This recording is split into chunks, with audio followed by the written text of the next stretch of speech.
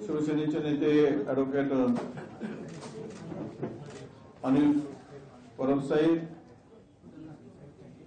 सुनील प्रभुजी, अभिजित बंजारीजी, उपस्थित माझ्या सर्व पत्रकार मित्रांनो,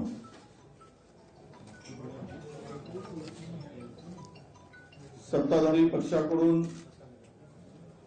वैयक्तिक चहा पाण्याचं निमंत्रण काल आम्हाला मिळालं. गेली अनेक वर्षाची परंपरा आणि प्रथा हे निमंत्रण विरोधी पक्षाला दिलं जातं. दुर्दैवानं सत्ताधाऱ्यांची मनसुबा आहे की विरोधी पक्ष नेता दोनही सभागृहाचे नाही आणि दोनही सभागृहाचे विरोधी पक्ष नेते रिक्त आहेत. ज्यांचे हे दोनही पद संविधानिक पद आहेत असं आम्ही म्हणतो आणि आहेतच. मुळात दोनही संविधानिक रिक्त पदे ठेवून संविधानाचा वर अविश्वास दाखवणाऱ्या सत्ताधाऱ्यांच्या चहा पाण्याला जाण्याचं आम्ही टाळलंय आणि म्हणूनच आज चहा पाण्यावर बहिष्कार टाकलेला आहे. त्याबरोबर अनेक प्रश्न आहेत. महाराष्ट्रामध्ये दररोज 6 ते 7 शेतकरी आत्महत्या करतोय. शेतकऱ्यांना कर्जमाफी देऊ म्हणून सांगून मतं घेतलीत आणि आता तारीख पे तारीख देत आहेत. जूनचा मुहूर्त काढण्याचं सांगितलं जात आहे, पण शेतकऱ्यांच्या कर्जमुक्तीचा पत्ता नाही. मुळात हे सरकार, खरं तर मी सुरुवातीलाच सांगितलं की 1980 मध्ये भारतीय जनता पक्षाचे, त्यावेळी जनता दल होतं, मला माहित नाही, भास्कररावजी सांगू शकतील, 14 आमदार होते. त्यावेळी सुद्धा विरोधी पक्षनेतेपद दिलं गेलं होतं. 2085 मध्ये भारतीय जनता पक्षाचे 16 आमदार होते, तरी पण त्यावेळेस विरोधी पक्षनेतेपद दिलं गेलं होतं. आम्ही कधीही काँग्रेसनी, तत्काळ आम्ही सत्ताधारी म्हणून, ते संविधानिक पद रिक्त ठेवलं नाही. पण विरोधकांची भीती वाटते की काय, किंवा सरकारला मनमानी कारभार करायचा आहे, वाटेल त्या पद्धतीनं राज्याचा गळा हाकायचा आणि काम करायचं आहे. त्यामुळे ही दोन्ही पदं रिक्त ठेवून जर चहा पाण्याला बोलवत असतील तर त्यावर बहिष्कारच टाकणं बरं, हे समजून आम्ही तो निर्णय घेतला आहे. मला सुरुवात आम्ही या राज्यातील शेतकऱ्यांच्या संदर्भात केलेली. प्रचंड शेतकरी संकटात आहे, अडचणीत आहे. कापूस सोयाबीनच्या संदर्भात काही नेते बोलतील, पण त्यामध्ये आज तरी जे कापसावरचा आयात कर होता तो 11% शून्य केल्यामुळे येथील कापूस उत्पादक शेतकरी प्रचंड संकटात आहे. लांब धाग्याचा कापूस हेक्टरी 30 क्विंटल घेण्याचा आता नवीन सुधारित जाहीर आणला, तरी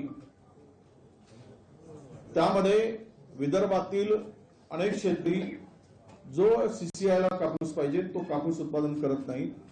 म्हणजेच या कापूस उत्पादक शेतकऱ्यांना वाऱ्यावर सोडण्याचं काम या सत्ताधाऱ्यांकडून होतो आहे. दररोज त्यामुळेच आत्महत्या करणाऱ्या शेतकऱ्यांचा आकडा रोज 8 शेतकरी आपण आपल्याला दिसत आहे. खरं तर देशभरामध्ये 1,12,000 शेतकऱ्यांनी आत्महत्या केल्या आहेत 2014 पासून, पण त्यातील 38.5% शेतकरी हे महाराष्ट्रातील आहेत. हे सत्ताधाऱ्यांना घोषणावं आहे का, हे या ठिकाणी विशेष करून सांगावं लागेल. राष्ट्रीय गुन्हे नोंद विभागाच्या एनसीआरबी आकडेवारीनुसार महाराष्ट्रात 2025च्या पहिल्या 8 महिन्यात 1,183 शेतकऱ्यांनी आत्महत्या केल्या आणि 2024 मध्ये तर हा आकडा दररोज सरासरी 7 प्रमाणे होता, म्हणजे 2706 शेतकऱ्यांनी आत्महत्या केलेल्या आहे. यावरूनच विदर्भ आणि मराठवाड्यातला शेतकरी कुठल्या संकटात आहे हे आपल्या सगळ्यांना या ठिकाणी दिसून येईल. कसले नतरभ्रष्ट सरकार, तीनही जण भांडत आहेत, पण शेतकऱ्यांच्याकडे मात्र यांचं लक्ष नाही. यांनी जो प्रस्ताव पाठवला गेला ते म्हणतात की 27 नोव्हेंबरला प्रस्ताव पाठवला. केंद्रीय मंत्री, कृषी मंत्री म्हणतात की आमच्याकडे अतिवृष्टी संदर्भातला मदतीचा प्रस्तावच आला नाही. तो प्रस्ताव कदाचित गृहमंत्र्याकडे अडकून पडला होता, अशी काही चर्चा आहे. आणि अद्यापही राज्याला कुठलीही शेतकऱ्यांच्यासाठी मदत मिळाली नाही. अशा शेतकरी विरोधी सरकारच्या चहा पाण्याला जाण्याचं औचित्य आम्हाला वाटत नाही. मी या पलीकडे पुन्हा सांगेल आपल्याला की राज्यामध्ये शेतकऱ्यांचा अवमान करण्याची चढाओढच चालली आहे. अजित पवार आमचे उपमुख्यमंत्री म्हणतात की हे शेतकरी फुकटे आहे. यांना कितीही कर्ज दिला तरी व्याजाचे पैसे 0% व्याजदराने दिल्यानंतरही हे फुकटे कर्ज नाही फेडत नाहीत आणि सारखं फुकट कर्ज कसं मिळेल यासाठी ताव फोडत असतात. हे म्हणणारे राज्याचे एक उपमुख्यमंत्री आहेत. शेतकऱ्यांना फुकट म्हणून हिणवणाऱ्यांना आणि राधाकृष्ण विखे पाटलांनी तर कहरच केला. सोसायटी काढायची, कर्जबाजारी व्हायचं, पुन्हा कर्ज मागायचा, हा नवीन धंदा शेतकऱ्यांनी सुरू केलाय असं ते विखे पाटील म्हणतात. म्हणजे या राज्यातील या नेत्यांनी, भारतीय जनता पक्षाच्या आणि सत्तेतील नेत्यांनी पदोपदी शेतकऱ्यांच्या भरोश्यावर मोठे होऊन शेतकऱ्यांचा अवमान करायचं ठरवलं असेल तर अशा शेतकऱ्यांचा अवमान करणाऱ्या सरकारच्या संदर्भात त्यांना शेतकऱ्यांची मदतच करायची नाही अशा नतरभ्रष्ट लोकांच्या चहा पाण्याला जाण्याचं आम्ही टाळलेलं आहे. राज्याची तिजोरी खाली झाली आहे. 9,32,000 कोटी रुपयाचं कर्ज राज्यावर आलेलं आहे आणि यामध्ये विशेष करून राज्याच्या उत्पन्नाचा मोठा हिस्सा जवळपास 22% कर्ज आणि व्याज फेडण्यामध्ये जातो आहे.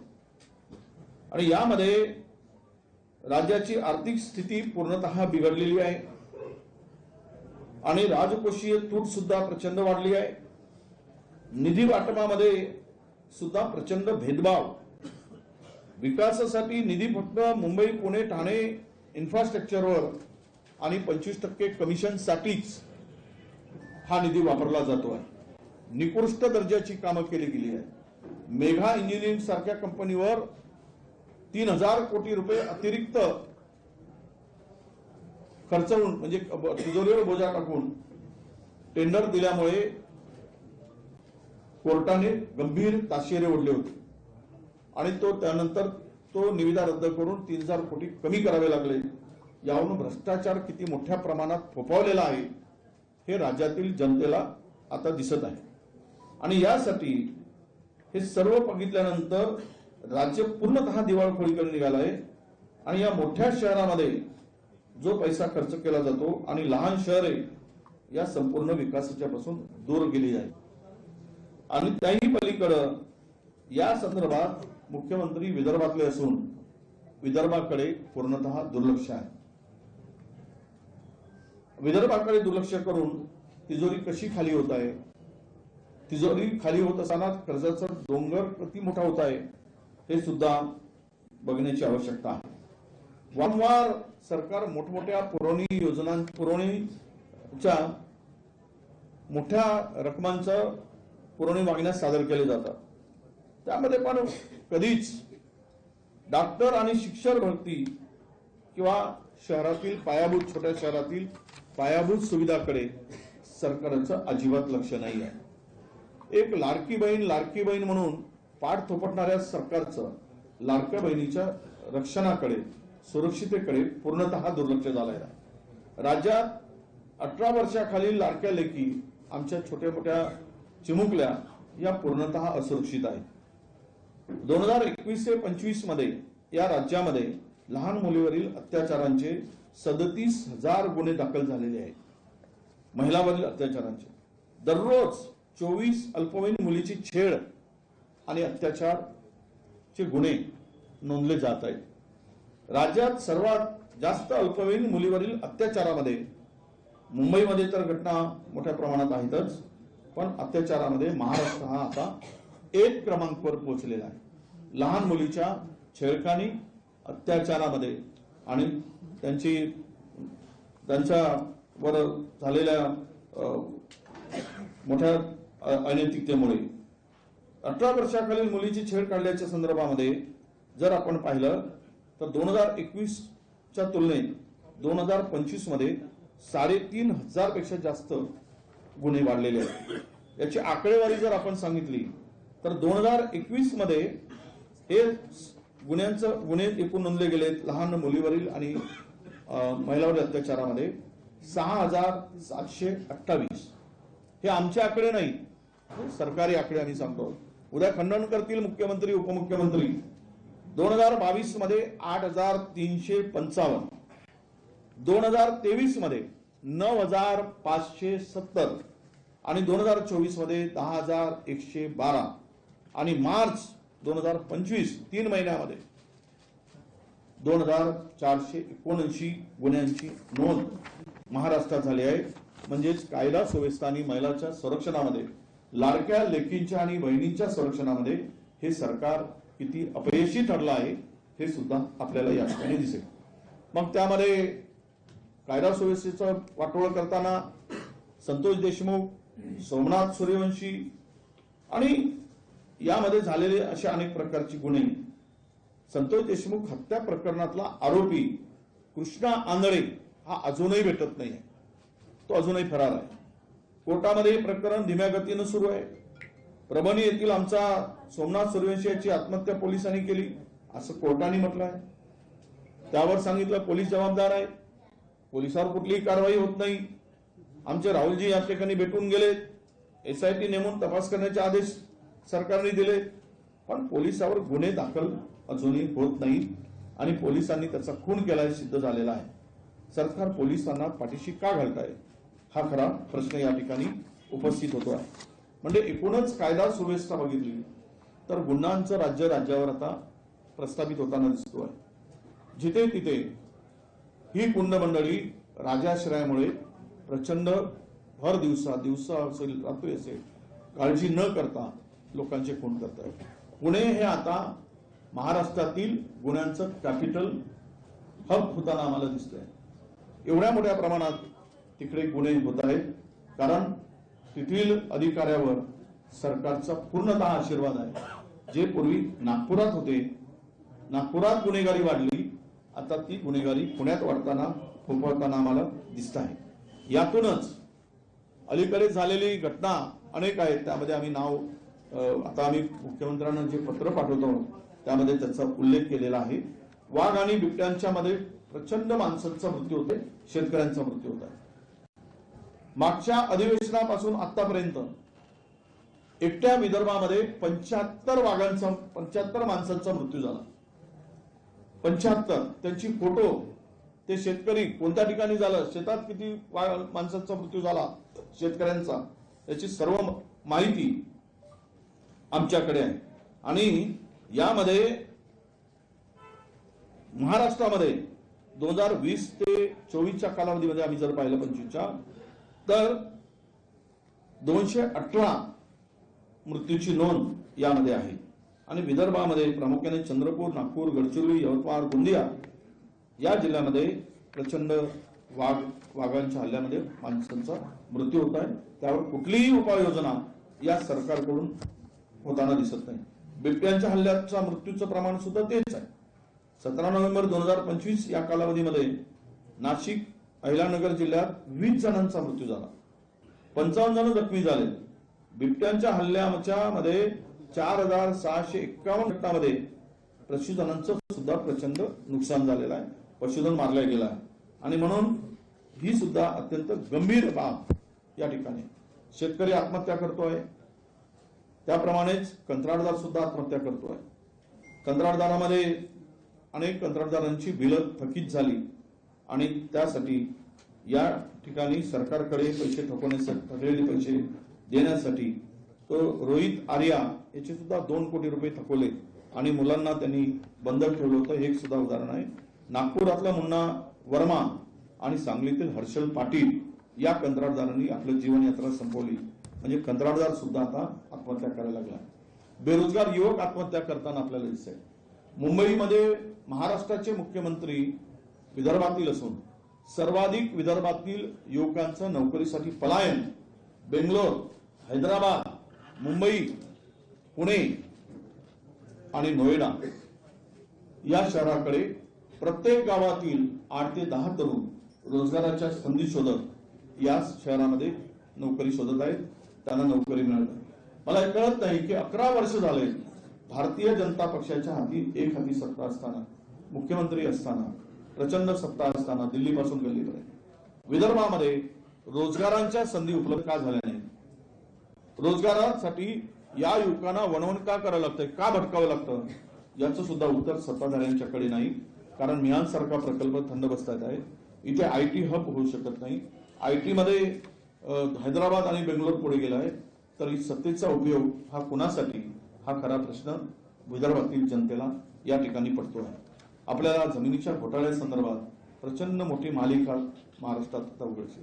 मी सांगितलं, अदानींच्या घशामध्ये मुंबई आणि महाराष्ट्रातील मार्केट व्हॅल्यू जर आपण पकडला तर 7 लाख कोटीच्या जमिनी त्यांच्या घशात घेतल्या गेल्या आणि प्राईम लँड त्यांना त्यांच्या हातकडे कवडीमोल दराने सुपूर्द केल्या गेल्या.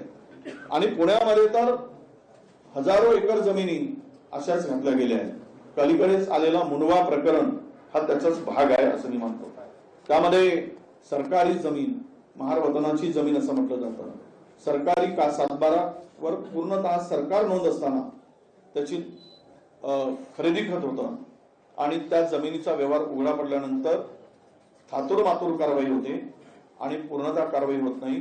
त्या शीतल तेजवानीला केवळ अटक निवडणुकीच्या आपल्या अधिवेशनाच्या तोंडावर दाखवण्यासाठी केली जाते आणि खर्गे समितीचा अहवाल त्याला मुदतवाढ दिली जाते. यातून हे प्रकरण इतकं गंभीर आहे की ज्यांच्याकडे 99% शेअर आहेत ते मोकाट आहे आणि ज्यांच्याकडे 1% शेअर आहे त्यांच्यावर कारवाई होते आहे. यावरूनच सरकारची कुणाला वाचवण्याची भूमिका आहे हे आता स्पष्ट दिसत आहे.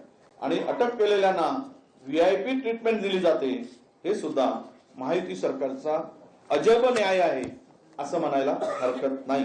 नुसतीच आश्वासनं आणि योजना बंद करण्याचा निर्णय, आश्वासनं द्यायची की आम्ही हे करू ते करू, छाती बदलून सांगायचं, गळ्याच्या नसा दिसेपर्यंत सांगायचं आणि काम मात्र कुठेच दिसत नाही. आश्वासनं पण योजना कोणत्या बंद केल्यात?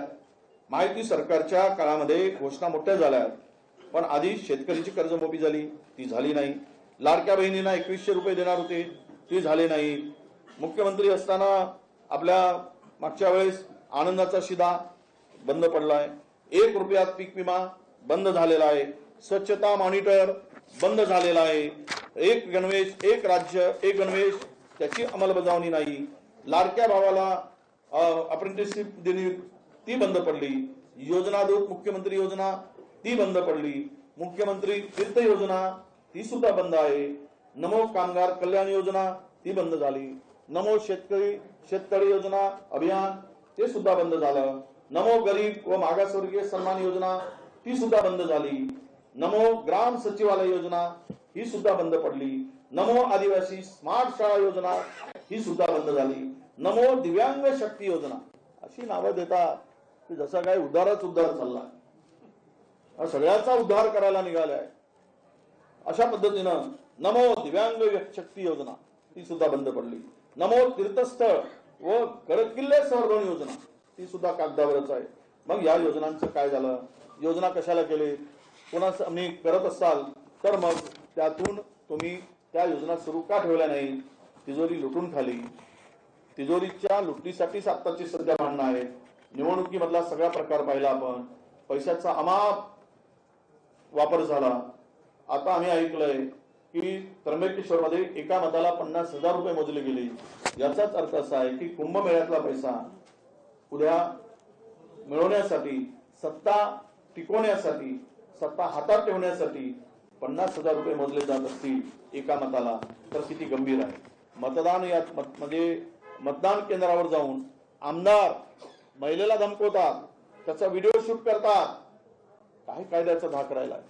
कुठे कायदा आणि सुव्यवस्था शिल्लक राहिली? कायदा सुव्यवस्था करण्यामध्ये हे राज्य आता आघाडीवर गेलेलं आहे असं म्हणायला हरकत नाही.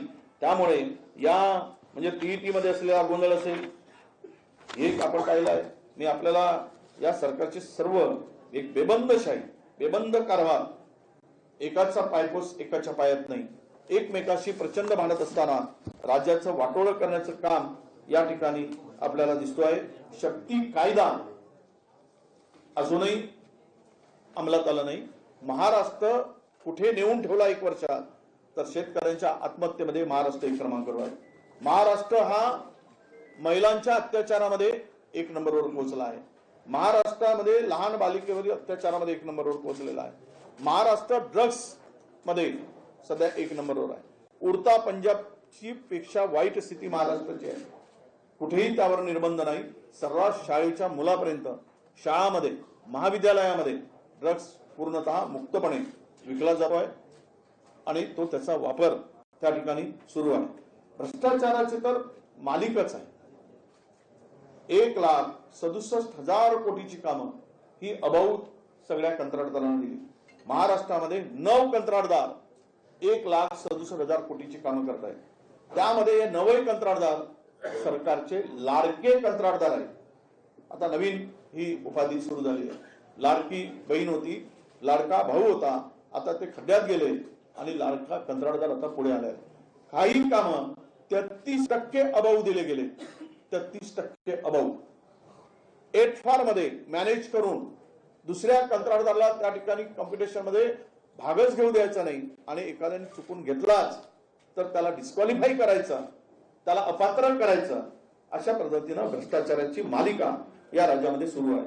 महिला बाल कल्याण विभागामध्ये असेल, मेळघाट पूरक योजने पोषण आहार मध्ये निरंतर पुरवठा सुद्धा, त्याच्यामध्ये बाल मृत्यूचं प्रमाण मोठं आहे. मी सांगितलं की 0 ते 1 वर्ष वयोगटातील या 3 वर्षामध्ये 45,668 नवजात बालकांचा मृत्यू झाला आहे.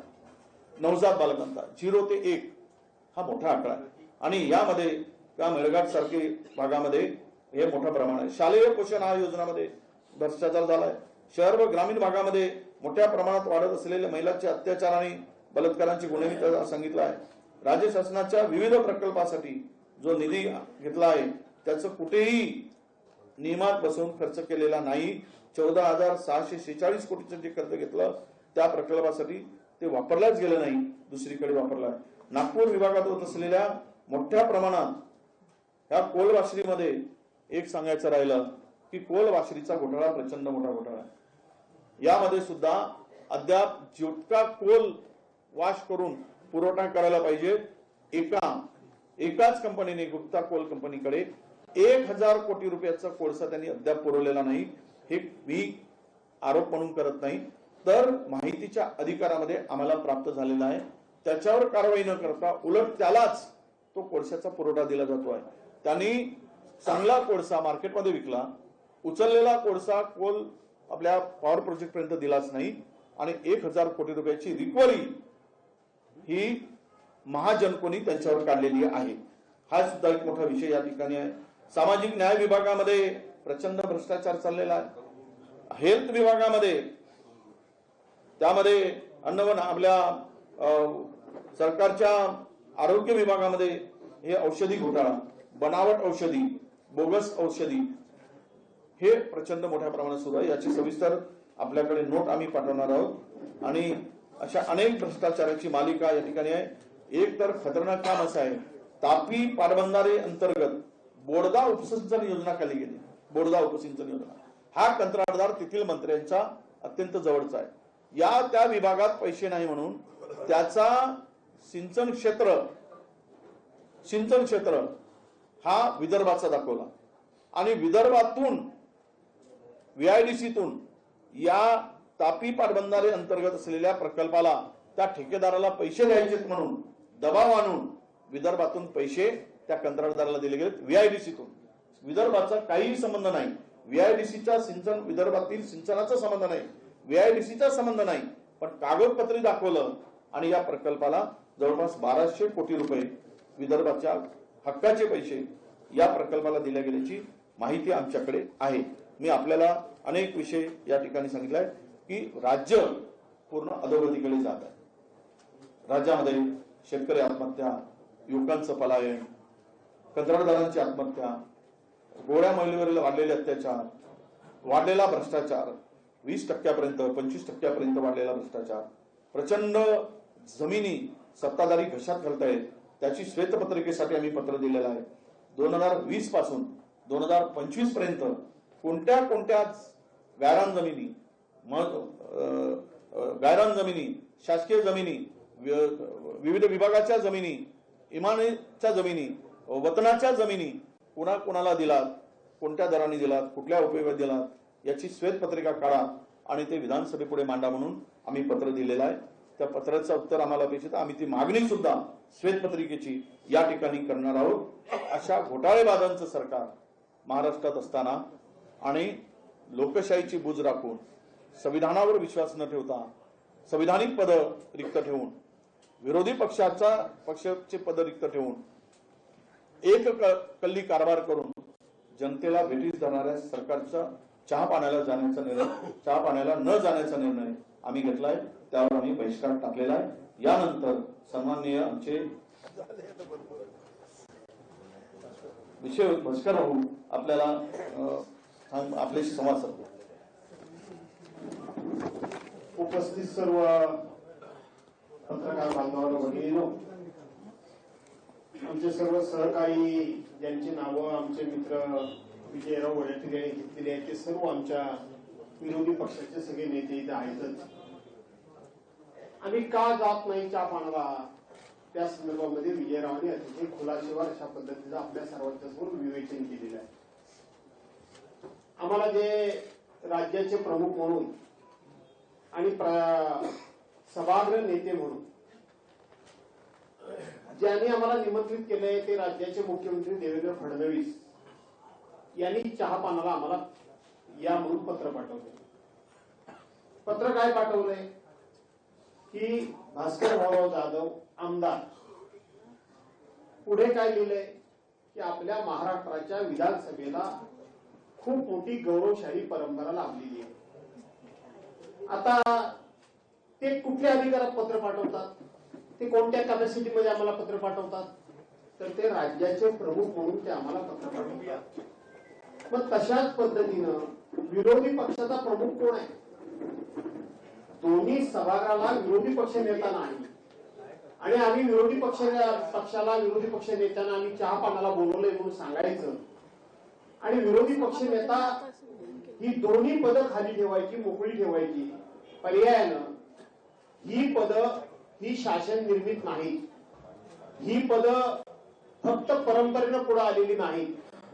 तर डॉक्टर बाबासाहेब आंबेडकरांची जी घटना आहे त्या घटनेमध्ये विरोधी पक्षनेता कोण असावा, विरोधी पक्षनेता असलाच पाहिजे, त्याची निवडीची पद्धत ही विधिमंडळ नियमामध्ये सुद्धा आहे, घटनेमध्ये सुद्धा आहे, प्रथा परंपरेमध्ये सुद्धा आहे. आज सगळ्यात काय सांगितलं जायचं की एकूण सदस्य संख्येच्या 10% सदस्य असल्याशिवाय विरोधी पक्ष नेता पद निवडता येत नाही. परंतु ते साफ खोटं आहे याचे सगळे पुरावे आम्ही विधिमंडळाला दिले, सचिवांना दिले, अध्यक्षांना दिले आणि त्यांच्याकडून आम्ही लेखी पत्र मागून घेतलं की विरोधी पक्षनेता निवडीचे नियम आणि कायदेशीर तरतूद काय आहे आम्हाला लिखित स्वरूपामध्ये द्या. ते आम्हाला मागचे सगळे रेफरन्सेस सांगायला लागले.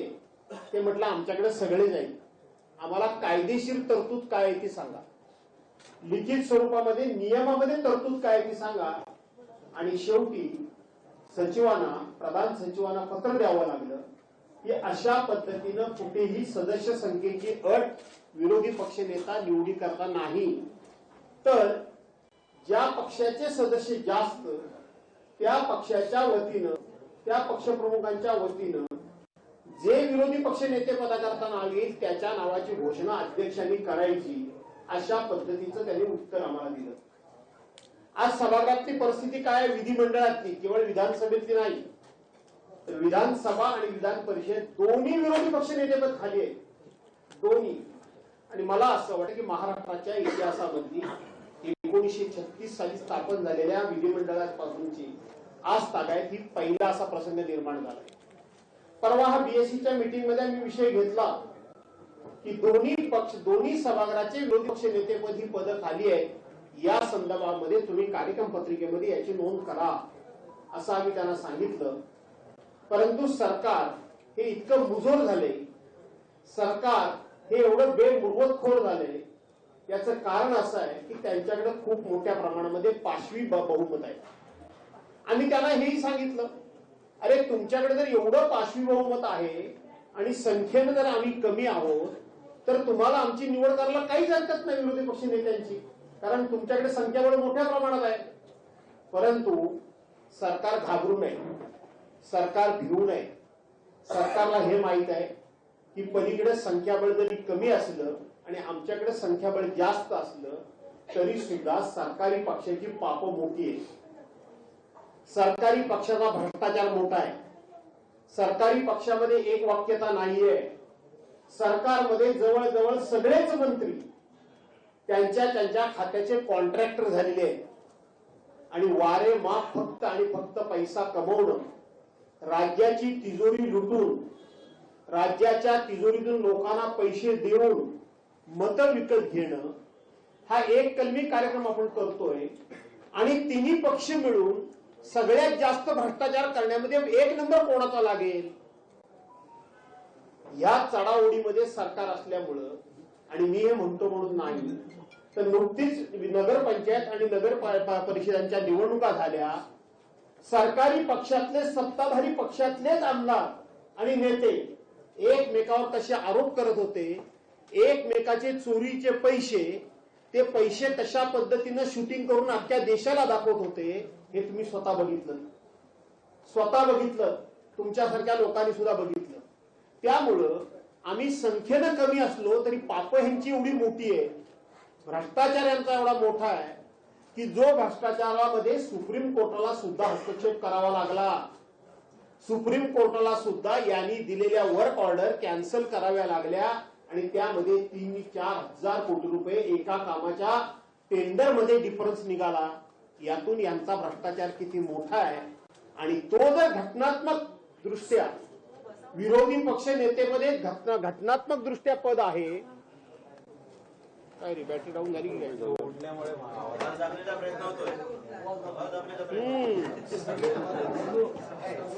दादा आवाज येतोय का?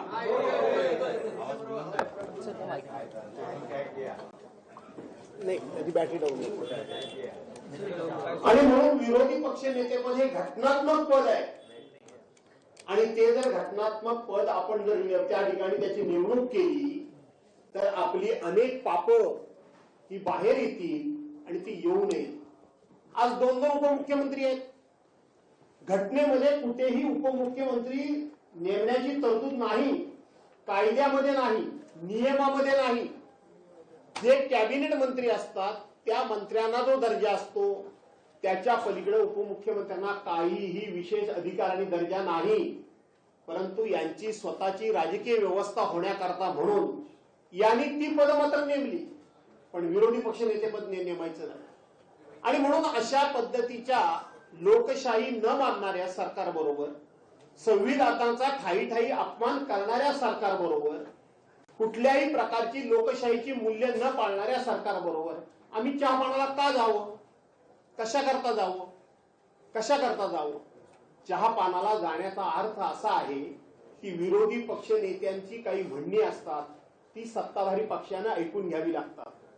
विरोधी पक्षाचे काही प्रस्ताव असतात जे लोकहिताचे असतात, जनहिताचे असतात, लोकांचे असतात, शेतकऱ्यांचे असतात.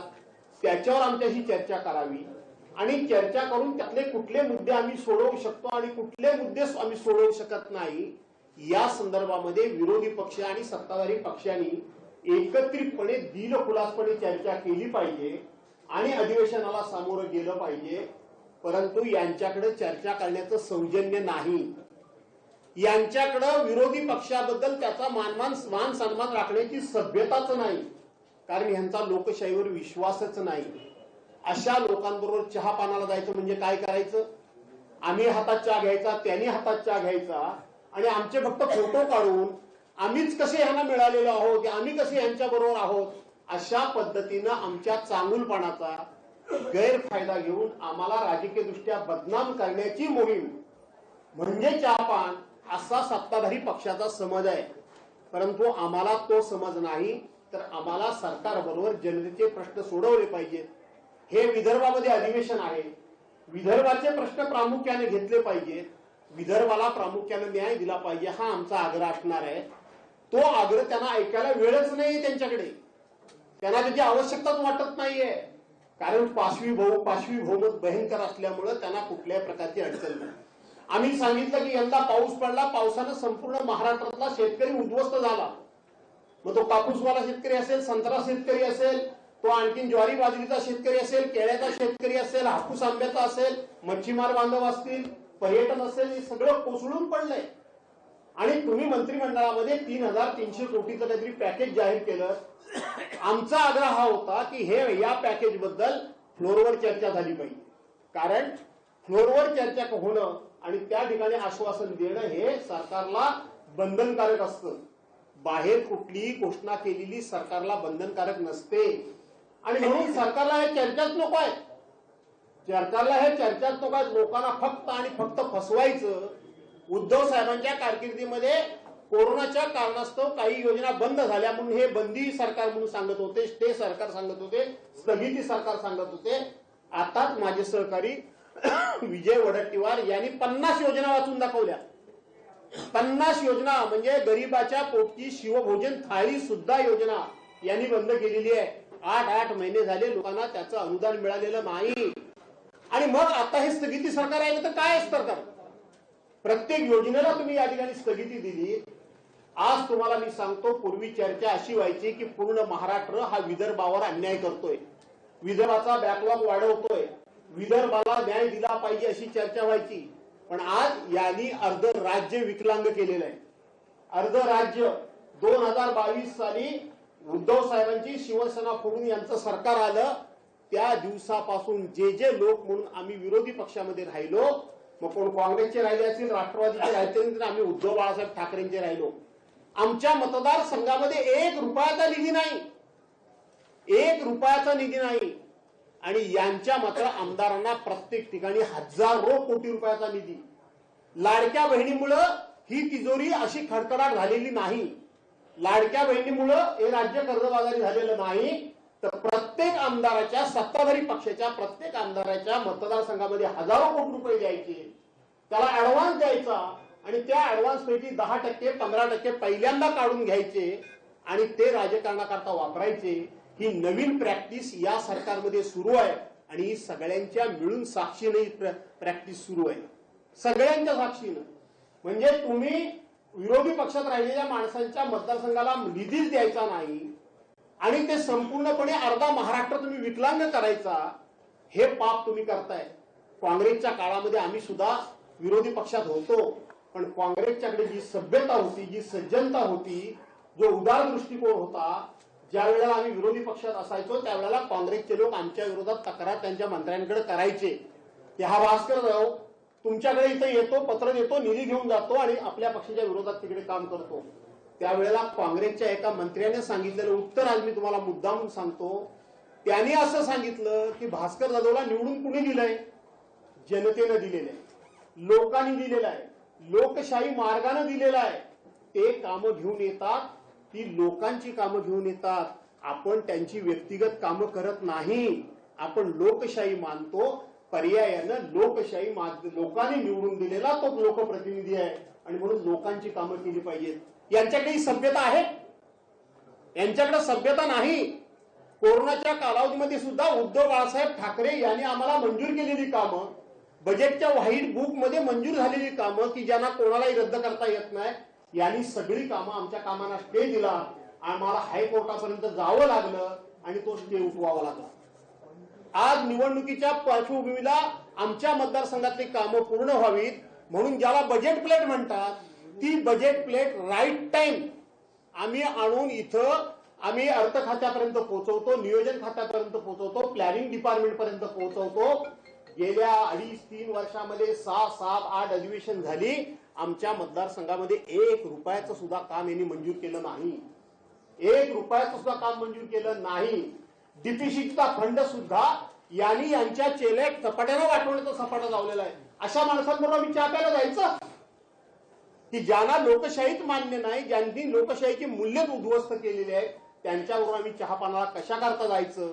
पत्र लिहिताना मात्र लिहायचं की ह्या विधिमंडळाला खूप मोठी गौरवशाली परंपरा लाभलेली आहे, पण या विधिमंडळाला गौरवशाली परंपरा तुमच्या कार्यकालाच्या पूर्वी होती.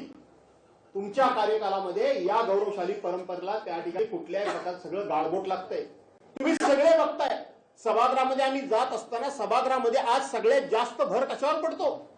लक्षवेधी लावण्यामध्ये. नियम नंबर 8 विधानसभा अधिनियम 8 काय सांगतो? तो सांगतो एका दिवसाला 3 लक्षवेधीच्या वरती लक्षवेधी घ्यायच्या नाही. फार तर शेवटच्या दिवशी 4 लक्षवेधी घ्यायची हा नियम सांगतो. आणि ह्या लक्षवेधीचं डेफिनेशन सुद्धा तुमच्यासारख्या लोकांनी समजून घेतलं पाहिजे की ज्याच्यावर आम्ही अनेक वेळा बीएससी मध्ये बोललो, ज्याच्यावर आम्ही सभागृहामध्ये सुद्धा बोललो, ज्याच्यावर माननीय मुख्यमंत्री महोदयांनी सुद्धा सांगितलं की हे चुकीचं आहे. आम्ही लक्षवेधी मांडत असताना ती डेफिनेशन मध्ये असताना आमच्या लागत नाहीत. 2 वर्षाच्या, 4 पूर्व वर्षाच्या, 8 वर्षाच्या, 10 वर्षापूर्वीच्या आणि जास्तीत जास्त बिल्डरच्या लक्षवेधी लागतात. आणि तुम्ही बघितलं असाल की मुख्य कामकाज करायला नेहमी संध्याकाळी 5 ते 6 वाजता. शेवटच्या दिवशी अध्यक्ष महोदय त्या ठिकाणी विवरण सांगत असताना पूर्ण वेळ किती कामकाज चाललं याचा अर्थ विरोधी पक्षाने आम्ही 1 मिनिट सुद्धा कामकाजाचा वाया घालवत नाही. पण रितसर जे काम करायचं आहे त्या कामामध्ये सरकारला इंटरेस्ट नाही. संपूर्ण सरकार या अध्यक्षांच्यावर कामकाज सोडतं आणि सरकार जसं काय पडणारच आहे. अध्यक्षांना सगळी काळजी आहे. मला माहित आहे मी काय बोलतोय ते. अध्यक्षांनाच ही सगळी काळजी असल्यासारखं आम्ही काही बोलायला गेलो तरी हा मला कळलं. अरे बाबा तुम्ही अंतर्ज्ञानी आहात, आम्ही अंतर्ज्ञानी नाहीये ना. तुम्ही मला एक असा दाखवा मंत्री की फक्त देवेंद्र फडणवीसांनी प्रस्तावाला उत्तर दिल्याच्या ऐवजी कुठल्या मंत्र्यानं गेल्या 400 अधिवेशन मध्ये उत्तर दिलं. एक मंत्री दाखवा. विस्तारनं उत्तर झालं, प्रश्नोत्तर झाली, असं एक नाही. अधिवेशन कशाला म्हणतात? अधिवेशन या अशा गोष्टीला अधिवेशन म्हणतात की जे सभागृहाची ज्या ठिकाणी ज्याला दुय्यम स्थान आहे ज्या कामकाजाला, ते काम प्रथम. मंगळवारी सत्ताधारी पक्षाचा ठराव असतो आणि गुरुवारी विरोधी पक्षाचा असतो. मागपासूनची सगळी अधिवेशन काढून बघा तुम्ही, कधीही त्या दिवशी मांडलेला प्रस्ताव पूर्ण झालेला नाही. तो 2-2, 3-3 आठवडे पुढे जातो आणि मग शेवटी क्लब करायचं आणि एकदाच कुणीतरी एखादं उत्तर द्यायचं. हे काही कामकाज चालतं सरकारचं? अशा पद्धतीनं सरकार जर कामकाज चालवत असेल तर त्या सरकारवर आम्ही चहापानाला जायचं? आम्ही कसं जाणार? आणि हे सरकारला आम्ही अनेक वेळा सांगून आम्ही दमलेलो आहोत. आणि म्हणून असे अनेक विषय आहेत की ह्या अधिवेशनातून जनतेच्या पदरात काय पडतंय हे जर शोधायला गेलं तर काही नाही. फक्त यांचा भ्रष्टाचार लपवला जातोय. काय होतंय सभागृहामध्ये? इथे कितीतरी तुम्ही सिनियर पत्रकार आहात, आम्ही देखील बरेच वर्ष तिथे आहोत. एखादी घटना घडली तर त्या वेळेला राज्याचे प्रमुख किंवा गृहमंत्री त्याच्यावर कधीही आपलं उत्तर देत नसत, आपलं मत नोंदवत नसत. आज प्रत्येक घटनेमध्ये राज्याचे मुख्यमंत्री आणि गृहमंत्री म्हणून कुणीही काय चूक केली की त्याला क्लीन चिट देऊन टाकतात. काय झालं त्या डॉक्टरचं फलटणच्या? त्या डॉक्टर गेल्या, त्यांच्या पक्षाच्या माजी खासदारांचं नाव आल्याबरोबर ह्यांनी सांगून टाकलं की ती क्लीन चिट आहे, त्यांचं काही चूक नाही. अक्षय शिंदेच्या आम्ही त्या ठिकाणी पाठराखण करत नाही, पण ज्या वेळेला ती शाळा त्यांच्या जवळच्या मातृसंस्थेची आली त्याबरोबर तुम्ही त्याला गोळी घातली. परवांच्या दिवशी आम्ही त्याचं समर्थन करत नाही. रोहित आर्याला तो काहीतरी फक्त स्टेनगन आणायला गेला, का त्याला जायबंदी केलं नाही? का त्याला पाठीमागून गोळी घातली नाही? त्याला ताब्यात का घेतला नाही? तो वळल्यानंतर त्याच्या छातीत गोळ्या घातल्याने त्याला मारून टाकला. का? तर सरकार त्याचं देणेकरी होतं आणि म्हणून सरकारचं पाप समोर येऊ नये म्हणून तुम्ही जर पुरावे जर नष्ट करायला लागला, कायदा जर तुम्ही हातामध्ये घ्यायला लागला, तक्रारदार पण तुम्हीच, चौकशीदार पण तुम्हीच आणि शिक्षा देणारे न्यायालय पण तुम्हीच. ही लोकशाही आहे. विरोधी पक्षाच्या लोकांना तुम्ही सकाळ संध्याकाळ प्रत्येक गोष्टीत अडकवतायच. खोटे नाटे आरोप तुम्ही करतायच. आपल्या लोकांच्यावर काहीही तुम्ही गुन्हे दाखल करायला तयार नाही. आणि विरोधी पक्षाचा माणूस बोलला की त्याच्या वेगवेगळ्या चौकशा लावून त्याला नामोहरण करायचं काम चाललेलंच आहे. सकाळ संध्याकाळ तुम्ही विरोधी पक्षाचे पदाधिकारी लोकप्रतिनिधी विकत घ्यायचं काम चाललेलंच आहे. ही लोकशाही नाही, ही लोकशाही नाही.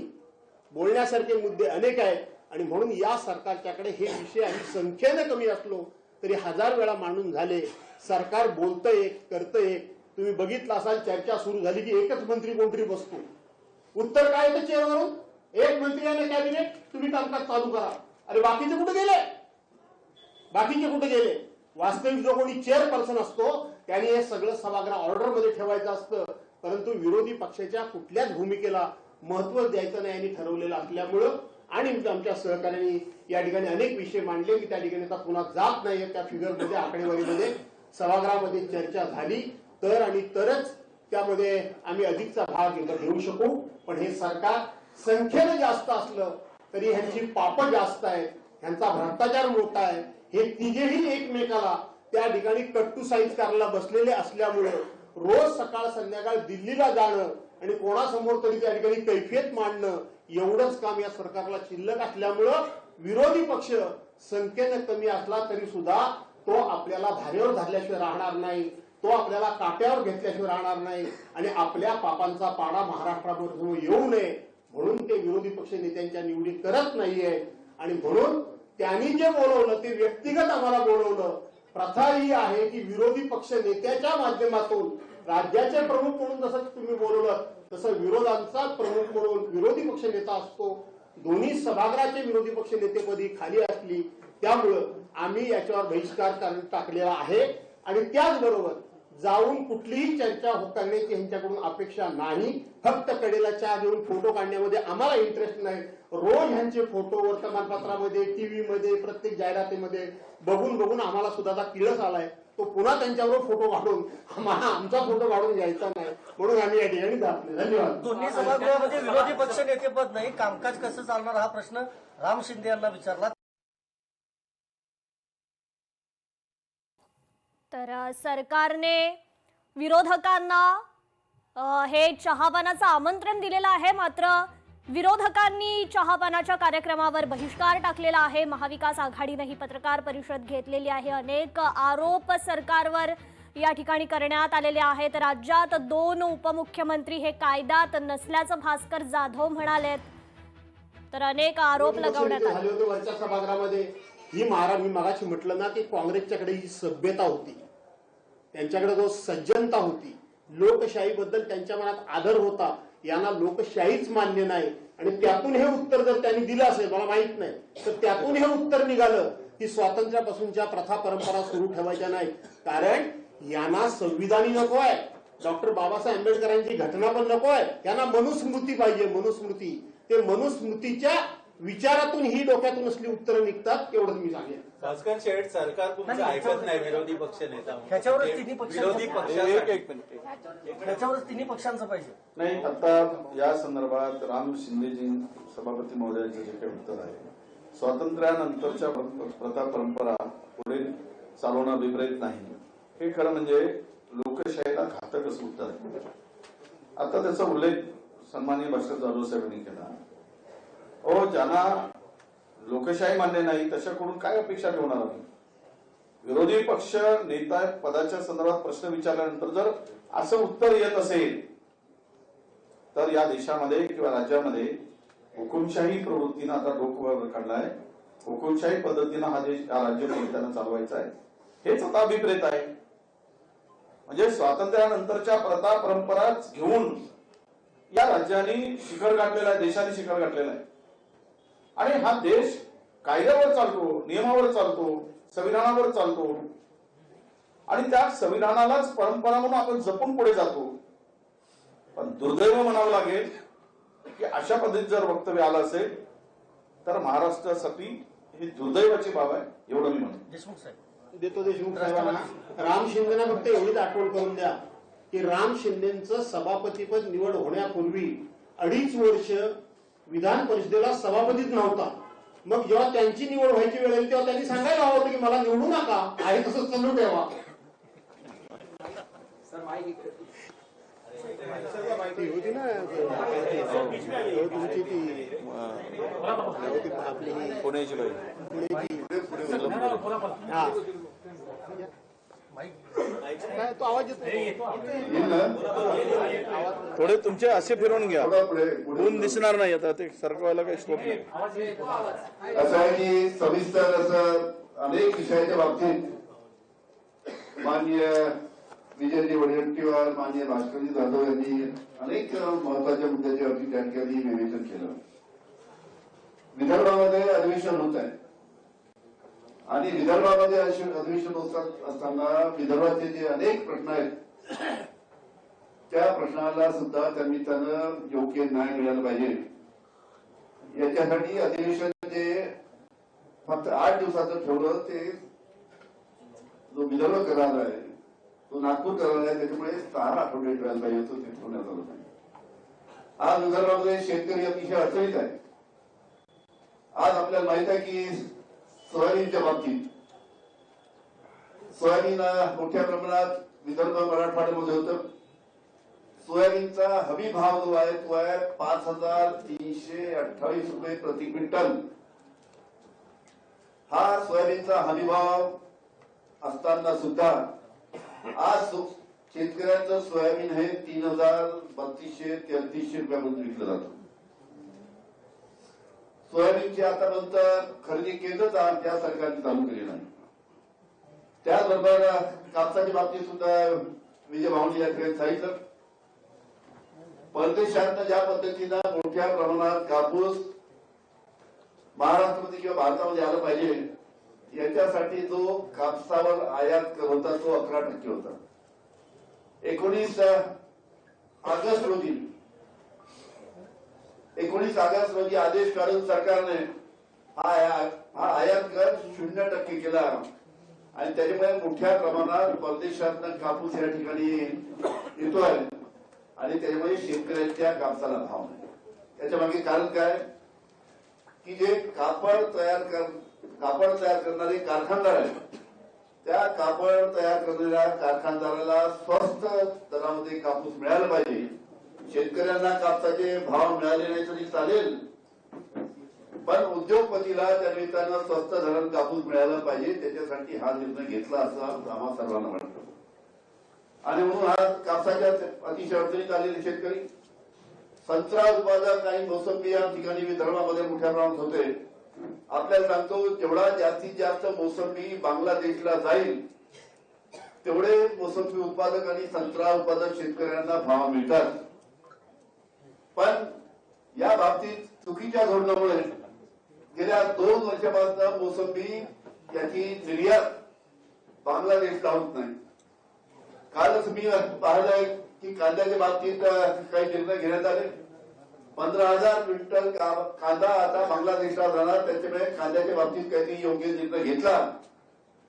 मागणी आमची विदर्भाची अशी आहे की या ठिकाणी कांद्याच्या बाबतीत ज्या पद्धतीने निर्णय घेतला 2 वर्षापासून निर्यात संत्रा मोसंबीची बंद आहे आणि त्या पद्धतीनं संत्रा बांगलादेशला आणि मोसंबी बांगलादेशला गेली पाहिजे यासाठी सुद्धा 2 वर्षापासून राज्य शासन निर्णय घेत नाही. त्या बाबतीत सुद्धा योग्य निर्णय घेण्याची आवश्यकता आहे. विविध प्रश्न त्यानिमित्तानं कर्जमाफीपासून अनेक प्रश्न या शेतकऱ्यांचे आहेत. त्यामुळे मोठ्या प्रमाणात विदर्भ आणि मराठवाडा आणि महाराष्ट्रामध्ये शेतकऱ्यांच्या आत्महत्या होत आहेत. त्याची आकडेवारी आमच्या विजय भाऊ दिली आणि या सर्व बाबतीत या राज्य शासनाने योग्य पाऊल उचलले नाही आणि अनेक विषय प्रलंबित आहेत. त्याच्यामुळे जे आमचे महाविकास आघाडीच्या माध्यमातून जे घटक पक्ष आहेत त्यांनी ठरवलं आहे की सत्ताधारी पक्षाच्या चहा पाण्याला जायचं नाही. भास्कर शेठ, तुमचं सरकार ऐकत नाही, तुम्हाला विरोधी पक्ष नेता पद बहाल करत, पण जे उपमुख्यमंत्री पद आहे दोन्ही संविधानिक नाही सांगतात, तर त्याच्यासाठी तुम्ही कोर्टामध्ये का नाही दाद मागत? असं आहे की कोर्टामध्ये दाद मागणं, कोर्टामध्ये न्यायनिवाडा किती लवकर होतो तो उद्धव बाळासाहेब ठाकरे यांचं सरकार हे 22 जून 2022 ला पडलं. वास्तविक शेड्यूल 10A प्रमाणे त्याचा निकाल 60 दिवसात लागायला हवा होता. आता 60 महिने व्हायला आले. याच्यातूनच कोर्टात जाणं कितपत संयुक्तिक आहे की नाही याचा विचार तुम्ही करा. 12 आमदार हे राज्यपाल नियुक्त असतात. सरकारने दिलेली यादी राज्यपालांना बदलण्याचा अधिकार नाही. परंतु ते भगतसिंग कोश्यारी जे राज्यपाल होते त्यांनी जितके दिवस होते तेवढ्या ढोंगणाखाली घालून ठेवली, त्याचा निर्णय झाला नाही. त्यानंतर मध्ये कोल्हापूरचे सुनील मोदी या संदर्भामध्ये कोर्टामध्ये गेले, त्याला किती वर्ष झाली. त्यामुळं कोर्टामध्ये खूप लवकर निर्णय लागेल हा आम्हाला विश्वास असल्यामुळे आम्ही कोर्टात जात नाही.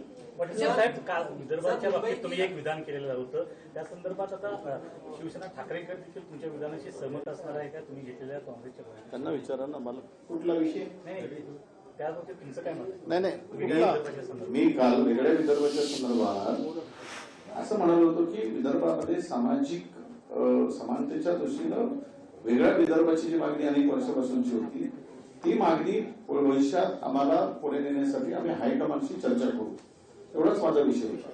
आणि त्या हायकमांडशी आम्ही चर्चा करू. खरं तर आणि मागणी करणार जे आहे ते सत्तेत बसले, आना भाका घेऊन वगैरे आम्ही ते सगळं तुम्हाला माहित आहे की एफिडेव्हिट झाला, मतदान घेतला आणि मजा मारत आहे, तिजोरी लुटून खाल्ल्या जातात. त्यांना विदर्भाचा विसर पडला. उर्वरित विदर्भाचे मुख्यमंत्री असूनही उर्वरित महाराष्ट्राच्या दबावापुढे विदर्भाला पुरेसा निधी मिळत नाही आणि बॅकलॉग संपत नाही. त्यामुळे वेगळ्या विदर्भाची मागणी पुढे येत आहे. ती मागणी घेऊन आम्ही हायकमांडशी चर्चा करू. आणि एवढाच आमचा विषय होता, त्याच्या पलीकडे आमचा विषय नव्हता. असं आहे की आता ह्या काय नव्यानं भूमिका आपल्या समोर आलेल्या नाही. विजयरावांनी काँग्रेसची भूमिका सांगितली, आमची शिवसेनेची भूमिका अखंड महाराष्ट्राला हे जग जाहीर आहे. याच्या पक्षाची भूमिका पण मला माहिती आहे. जनतेचं मत ते आमचं मत असं त्यांची भूमिका आहे.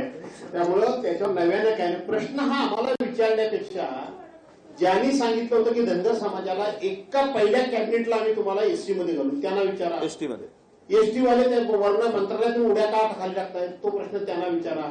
मराठा ओबीसी वाद कोणी लावला त्यांना विचारा. वेगळा विदर्भ आम्ही करून देणारच म्हणून ज्यांनी सांगितलं ते सत्तेमध्ये त्यांना विचारा. त्यामुळे हे सगळे प्रश्न त्यांच्याशी संबंधित आहेत. वेगळा विदर्भ जे सत्याचे महाराष्ट्राचे मुख्यमंत्री आहेत, त्यांनी वेगळ्या विदर्भाच्या बाबतीत काय बोललं आपल्या सर्वांचं पण आहे की वेगळा विदर्भ झाला पाहिजे आणि जोपर्यंत वेगळा विदर्भ होत नाही तोपर्यंत मी लग्न करणार नाही. ते बिचारे अविवाहित आहेत, अजून लग्नच करत नाहीत. ते बोलले होते ना ते मी लग्नच करणार नाही. त्यामुळं बिचारे अविवाहित आहेत. वाढती भूमिका आहे, दुसरीकडे तुम्ही प्रश्न सुद्धा उपस्थित केले. या सगळ्यामध्ये आठवड्याभराचं अधिवेशन आहे, त्यामुळे सरकार हे अधिवेशन ढकलते का पुढे, हलक्यात घेतले? सर असं आहे की सरकारच्याकडे आमचा आग्रह होता असा होता की 3 आठवडे अधिवेशन चाललं पाहिजे, पण नाही तर तुम्ही 8 ते 19 2 आठवडे सुरू ठेवले. ते 2 आठवडे तरी सुरू ठेवा. पूर्ण वेळ विदर्भावर आपण बोलू, चर्चा करू. त्याच्यावरही सरकार काही सहमत नाही. सरकारनं खरं तर फक्त सोमवार ते शुक्रवारच त्या ठिकाणी अधिवेशन ठेवायचं ठरवलं होतं आणि त्यातल्या त्यात एक नियम झालेला होता की एखादा सन्मान्य सदस्य वारला तरी त्या दिवसाचं म्हणजे दुर्दैवी निधन झालं तर त्याला श्रद्धांजली अर्पण करायची आणि कामकाज सुरू करायचं. परंतु यांनी आता काय उद्या करतायत माहित नाही, अजून ऑर्डर ऑफ डे आलेला नाही. परंतु परवा चर्चा करताना सांगितलं की श्रद्धांजली व्हायचं आणि कामकाज बंद करायचं. म्हणजे जेमतेमच्या यांना फक्त यांच्या पुरवणी मागण्या मान्य करायच्या. पुरवणी मागण्या मान्य झाल्या की हातामध्ये पैसा आला, मग तो कुठल्या मार्गाने यायचा, कसा यायचा, त्यामुळे यांना जनतेशी काही देणं घेणं नाही. यांना फक्त आणि फक्त सरकारी तिजोरी लुटण्यावरच जास्त इंटरेस्ट आहे. प्रकरण सध्या गाजतंय, याच्या बाबतीत कुठचाही गुन्हा हा अद्याप दाखल झालेला नाहीये आणि याच्यामध्ये गुंतवणूकदार आहे, हे राज्यातील IAS IPS अधिकारी आहेत. त्या अनुषंगानं हा प्रश्न तुम्ही या अधिवेशनात घेणार आहात? असं आहे की अनेक प्रश्न आम्ही घेणारच आहोत, फक्त सरकार ते चालवण्यामध्ये ते प्रश्न ऐकण्यामध्ये किती इंटरेस्टेड आहे त्याच्यावर सगळं अवलंबून राहील. एक प्रश्न आहे, नगरपालिका नगर परिषदेमध्ये जो प्रचार झाला तर त्याच्यामध्ये विरोधकांची जी स्पेस होती ती सत्ताधाऱ्यांनी घेतली. तर येणाऱ्या पुढच्या अधिवेशन काळामध्ये निवडणुकामध्ये काय स्थिती असणार आहे? असं आहे की अशा पद्धतीनं निवडणुकीमध्ये माझ्या आयुष्यामध्ये गोंधळ झालेला मी पहिल्यांदा बघितला. एक तर पूर्ण 35 दिवसाचा कार्यकाल निवडणुकीला दिला गेला नाही. दुसरी गोष्ट 17 तारखेला फॉर्म भरायची मुदत होती, शेवटची मुदत होती. 18 तारखेला स्क्रुटिनी झाली. 21 तारखेला फॉर्म मागे घेण्याची तारीख होती. ज्या दिवशी फॉर्म मागे घेण्याची तारीख असते त्या दिवशी चिन्ह मिळतं परंतु निवडणूक आयोगानं 26 तारखेला चिन्ह देतो म्हणून सांगितलं आणि त्यांनी आदेश काय काढले की 30 तारखेपर्यंत प्रचार करा. 26 तारखेला चिन्ह मिळाल्यानंतर जे रेकग्नाइज पार्टी आहेत त्यांना चिन्ह माहिती आहे, परंतु अपक्षांना चिन्ह कसं माहिती असणार आणि रेकग्नाइज जरी पार्ट्या असल्या तरी सुद्धा त्यांचा क्रम त्यांना कुठे माहिती असणार. आणि मग नंतर निर्णय का बदलला आणि 1 तारखेला रात्री 10 वाजेपर्यंत प्रचार करता येईल म्हणून सांगितलं.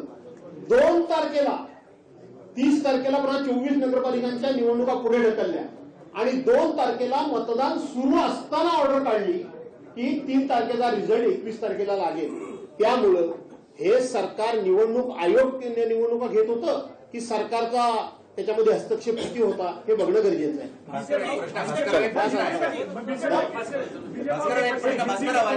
एक प्रश्न आहे, बाळासाहेबांचे तुम्ही सर्व शिवसैनिक आहात, अनिल परब बसले आहात, तुम्ही आहात, सुनील प्रभू आहेत आणि जुने शिवसैनिक समजा विजयराव पण आहे. तर आता महाविकास आघाडीची ही पत्रकार परिषद सरकार पैशांचा वारेमाप वापर करताय असा आरोप विरोधकांकडून सरकारवर लगावण्यात आलाय. सरकारवर या ठिकाणी आता त्या सरकारच्या चहापानाच्या कार्यक्रमावर महाविकास आघाडीने विरोधकांनी हा बहिष्कार टाकलेला आहे. राज्यात उडता पंजाब सारखी वाईट परिस्थिती असल्याचं म्हटलं जात आहे, तर सरकारकडे विरोधी पक्षाचा सन्मान करण्याची सभ्यता नाही असे देखील आरोप लगावले जात आहेत. लोकशाही मराठी ऐका, पहा, जागरूक रहा.